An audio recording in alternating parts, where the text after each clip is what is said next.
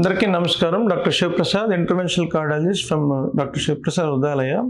ఈ మధ్యకాలంలో కానీ ఇంతకుముందు కానీ ఎప్పుడైనా యాంజియోగ్రామ్ చేసిన తర్వాత టైట్ బ్లాక్ ఉన్నప్పుడు స్టంట్ వేసే క్రమంలో చాలామంది పేషెంట్స్, ఫ్యామిలీ మెంబర్స్ అడిగే ముఖ్యమైన క్వశ్చన్, స్టంట్ లైఫ్ ఎంత అని అడుగుతున్నారండి. సో ఎప్పుడైనా గుర్తుపెట్టుకోండి, గుండె రక్తనాళం అనేది ముఖ్యమైన ప్రదేశం మన బాడీలో. ఆ రక్తనాళంలో మనం అమర్చే స్టంట్ జీవితకాలం పనిచేస్తుందంటేనే మనం స్టంట్ అమరుస్తామండి. అది 2 సంవత్సరాలు లేకపోతే 3 సంవత్సరాలు 5 సంవత్సరాలు పనిచేసేది మనం ఎప్పుడు వేయము. హార్ట్ లో వేసే స్టంట్ ఎప్పుడు లైఫ్ లాంగ్ పనిచేస్తుంది, మనకి దీర్ఘకాలంగా పనిచేస్తుంది అనే క్రమంలోనే మనం దాన్ని అమర్చడం జరుగుతుంది. ఈ క్రమంలో ఏంటంటే స్టంట్ అనేది ఒక మనకి స్ప్రింగ్ లాంటి material, cobalt, chromium, platinum, stainless steel కొంత భాగాలతో తయారైబడుతుంది. ఇట్స్ ఆల్మోస్ట్ మన శరీరానికి అది చాలా న్యూట్రల్ మెటీరియల్. అయినా సరే కొంతమందికి రక్తనాళంలో స్టంట్ ఈ విధంగా అమర్చినప్పుడు మనకేమవుతుందంటే బాడీ రియాక్ట్ అవుతుంది. కొత్తగా నియోఎంటిమా అనేది ఒక చిన్న లేయర్ స్టంట్ లోపల ప్రదేశంలో ఫామ్ అయ్యేటప్పుడు అది ఒక్కొక్కసారి బాడీ ఎక్కువగా రియాక్ట్ అయ్యి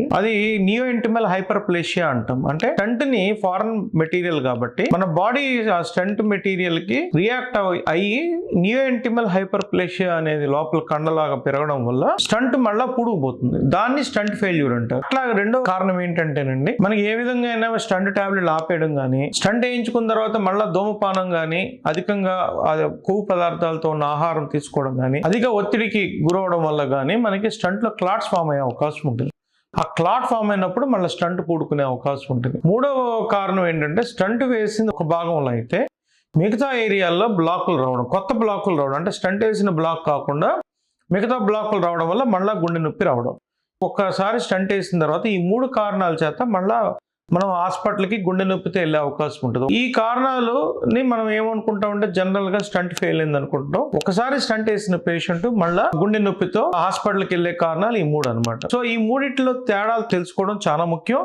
అంతేకాకుండా వీటికి ట్రీట్మెంట్ కూడా విడివిడిగా డిఫరెంట్గా ఉంటుంది. ఫర్ ఎగ్జాంపుల్ స్టంట్ ఫెయిల్యూర్ దేనికి వాళ్ళ కారణాలు ఏంటి అనేది తెలుసుకోవాలంటే మళ్ళీ మనం యాంజియోగ్రామ్ చేసుకోవాలి. యాంజియోగ్రామ్ చేసి డీటెయిల్డ్ అనాలిసిస్ చేసుకోవాలి. ముఖ్యంగా మీకు చెప్పదలిసింది ఏంటంటే స్టంట్ లైఫ్ అనేది దీర్ఘకాలికంగా జీవితకాలం పనిచేస్తుంది అనే కారణం చేత మనం అమర్చబడటం జరుగుతుంది.